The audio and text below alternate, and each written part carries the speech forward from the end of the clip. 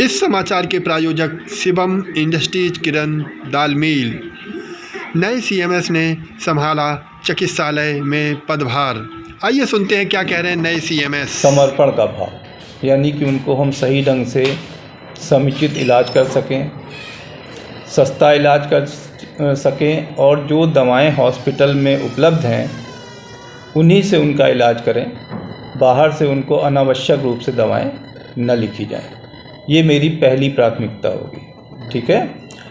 दूसरी प्राथमिकता ये होगी, नमस्कार, कि यहाँ पर हॉस्पिटल में सफाई की व्यवस्था समुचित हो और इसके लिए हम लोग भी प्रयास करेंगे और मरीजों को भी इसके लिए एजुकेट किया जाएगा कि मरीज़ भी थोड़ा सा ध्यान रखें। कई बार क्या होता है, मरीज़ और उनके रिश्तेदार खुद ही बहुत ज़्यादा गंदगी कर देते हैं, जैसे कि लोग पान मसाला खा के आ जाते हैं और जगह जगह थूका करते हैं। तो कम से कम हॉस्पिटल में आए तो इतना तो ध्यान रखें कि हॉस्पिटल की गरिमा और हॉस्पिटल की सफाई में मरीज़ भी सहयोग करें। ये मरीजों से और आप लोगों से मेरी अपेक्षा है कि आप लोग भी मरीजों को एजुकेट करें। एक क्वेश्चन हो गए आपके, है ना।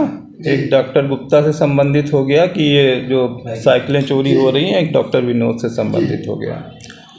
तो देखिए, हम लोगों के पास कोई स्टैंड का या स्टैंड बनाने का, रखने का कोई हम लोगों के पास ना तो वो आता है, बजट आता है, ना हम लोग अलाउड हैं।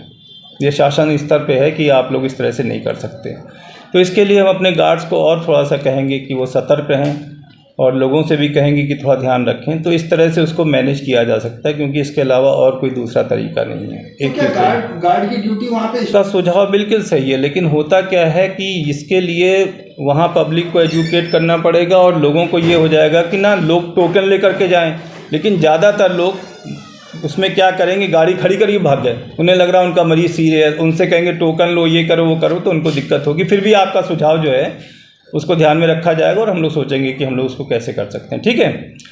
दूसरी बात, जहाँ तक अभी मैं 2 दिन पहले ही मैंने चार्ज लिया है, और अगर डॉक्टर विनोद से संबंधित किसी भी प्रकार की समस्याएं इस तरह से आते हैं, अगर पेपर में निकला है, तो उसको निश्चित रूप से कंसीडर किया जाएगा और अगर वो इस तरह से करते रहेंगे तो इनके खिलाफ कार्रवाई भी होगी। ये किसी को यहाँ पर ये चीज़ की अनुमति नहीं दी जा सकती कि वो आप इस तरह से रखें। और दलालों का तो मैं बिल्कुल शुरू से जो मेरा कार्यकाल रहा है, जितने भी समय में रहा हूँ, दलालों, आप आज की डेट में ये नहीं कह सकते कि डॉक्टर साहब आपके पास 4 लोग बैठते थे जो बाहर से दवाएं ला करके जो है दिया करते थे। तो मैं ज़्यादातर हॉस्पिटल की दवाएं लिखता था, बहुत ही मजबूरी में होता था ऐसा। अदरवाइज़ तो ज़्यादातर मैं दवाएं, और पेशेंट स्वस्थ भी होते थे, ऐसा नहीं कि पेशेंट स्वस्थ नहीं होते थे।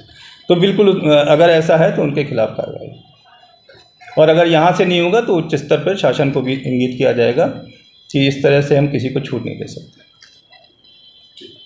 अपना परिचय। मैं डॉक्टर अरुण प्रकाश श्रीवास्तव, यहाँ पे वरिष्ठ परामर्शदाता था, और अब डॉक्टर गुप्ता के जाने के बाद उनका चार्ज मैंने यहाँ पर प्रमुख चिकित्सक जिला चिकित्सालय अयोध्या के रूप में लिया है।